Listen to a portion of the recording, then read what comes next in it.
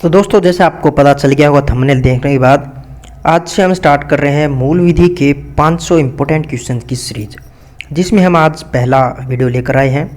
उम्मीद है आपको पसंद आएगा। वीडियो के अंत तक बने रहे। मूल विधि की अच्छी तैयारी करने के लिए बहुत इंपॉर्टेंट क्वेश्चन आपको डिटेल से बताएंगे। आपको 4 ऑप्शन बताए जाएंगे, आपको अपना ऑप्शन चूज कर लेना है, आपको जो सही लगे खुद को एनालाइज करना है। उसके बाद हम आपको डिटेल से आंसर भी बताएंगे। तो पहला क्वेश्चन है आपका, उसमें बताया गया है आजीवन कारावास के संबंध जो दंडावेश दिया जाता है, निम्न में से किसके द्वारा पारित किया जा सकता है। आजीवन कारावास का दंडावेश किसके द्वारा पारित किया जा सकता है। ऑप्शन आपके मुख्य न्यायिक मजिस्ट्रेट, स्तर न्यायाधीश, मेट्रोपोलिटन मजिस्ट्रेट और प्रथम श्रेणी का कोई मजिस्ट्रेट। तो इसका जो सही आंसर है वो है सत्र न्यायाधीश। जी हाँ दोस्तों, जिसे कहते हैं सेशन जज। सेशन जज धारा 28 के अंतर्गत, धारा याद रखिएगा, धारा 28 के अंतर्गत सेशन न्यायाधीश या अपर सेशन न्यायाधीश कोई भी दंड आदेश जारी कर सकता है। मृत्यु दंडादेश, यह ध्यान रखिएगा, अगर जब मृत्यु दंडादेश दिया जाता है उससे पहले हाई कोर्ट यानी कि उच्च न्यायालय से इसकी अनुमति लेनी पड़ती है। तो अगला क्वेश्चन है आपका, दंड प्रक्रिया संहिता की निम्न धाराओं में से किन में से स्तर न्यायालय के समक्ष विचारण की प्रक्रिया का प्रावधान किया गया है। दंड प्रक्रिया संहिता यानी कि CRPC 1973 के तहत कौन सी धारा में बताया गया है कि सत्र न्यायालय के विचारण की प्रक्रिया का प्रावधान है। तो इसका सही आंसर है आपका ऑप्शन डी, 225 से 237। इन धाराओं के अंतर्गत ये बताया गया है दंड प्रक्रिया संहिता में सत्र न्यायालय के समक्ष विचारण की प्रक्रिया। 238 से 250 के अंतर्गत वारंट के मामलों में यहाँ पर दंडादेश बताए गए हैं। और उसके बाद 251 से 259 के अंतर्गत समन मामलों की प्रक्रिया दी गई है, समन मामलों की। 260 से 265 की बात करें तो यह है संक्षिप्त विचारण की प्रक्रिया। जी हाँ दोस्तों, यह है संक्षिप्त विचारण की प्रक्रिया। नेक्स्ट क्वेश्चन है हमारा, मुख्य न्यायिक मजिस्ट्रेट कारावास के दंड की सजा पारित कर सकता है।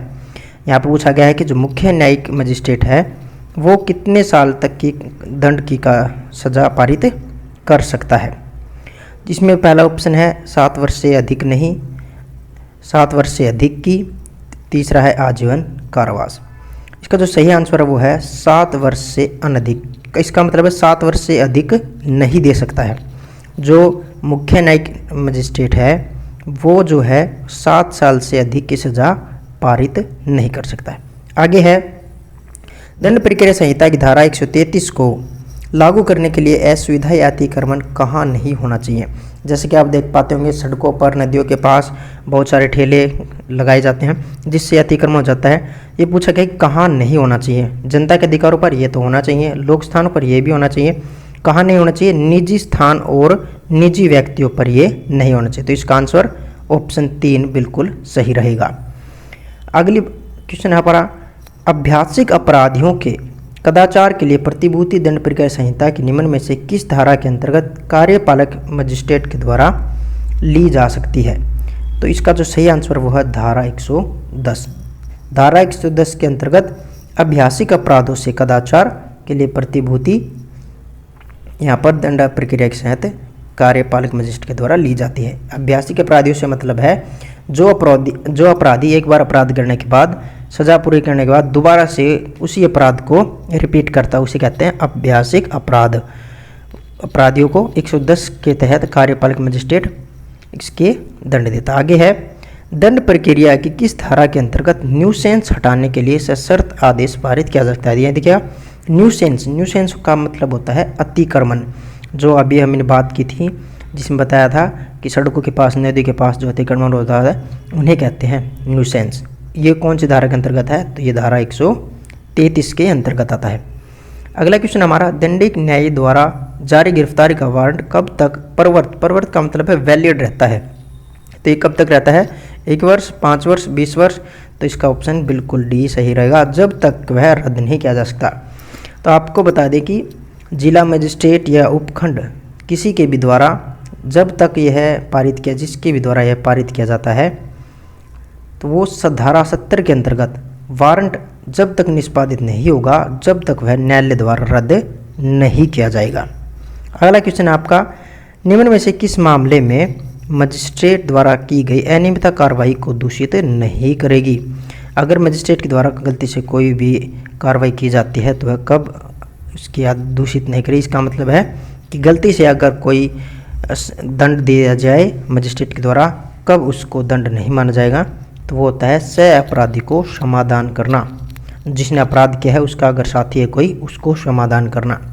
अगला है 10 वर्ष की अवधि तक के कारावास का दंडावेश निम्न में से किसके द्वारा किया जा सकता है। ये बहुत ही अच्छा क्वेश्चन है। 10 वर्ष की अवधि तक जितने भी कारावास हैं वे किसके द्वारा दिए जा सकते हैं, तो आपको बता दें ये है, पहला है आपका प्रथम वर्ग मजिस्ट्रेट, ये 10 वर्ष से अधिक के दे सकता है। मुख्य न्यायिक ये भी 10 वर्ष से अधिक दे सकता है। मुख्य महानगर मजिस्ट्रेट ये भी 10 वर्ष से अधिक के जितने भी दंडावेश होते हैं उनको दे सकता है। लेकिन जो सहायक स्तर न्यायाधीश है वो 10 से कम के जितने भी 10 से कम हैं जितने भी दंडावेश दे सकते हैं वो विधि के द्वारा प्राधिकृत सहायक स्तर न्यायाधीश दे सकता है। अगर 10 से अधिक है, 10 से 14 साल है, उनके लिए प्रथम वर्ग मजिस्ट्रेट है, मुख्य न्यायिक है और मुख्य महानगर मजिस्ट्रेट है। उसके बाद अपना अगला प्रश्न है, दंड प्रक्रिया संहिता की धारा 77 के अंतर्गत वारंट निष्पादित किया जा सकता है। धारा 77 के अंतर्गत वारंट किसके द्वारा निष्पादित किया जा सकता है, तो ये निष्पादित का मतलब वारंट को कहाँ पर रद्द किया जा सकता है, तो ये भारत के किसी भी स्थान पर इसे निष्पादित यानी कि खत्म किया जा सकता है। अगला प्रश्न है, भारतीय दंड प्रक्रिया संहिता 125 के अंतर्गत निम्न में से कौन भरण पोषण का दावा करने का अधिकारी नहीं है।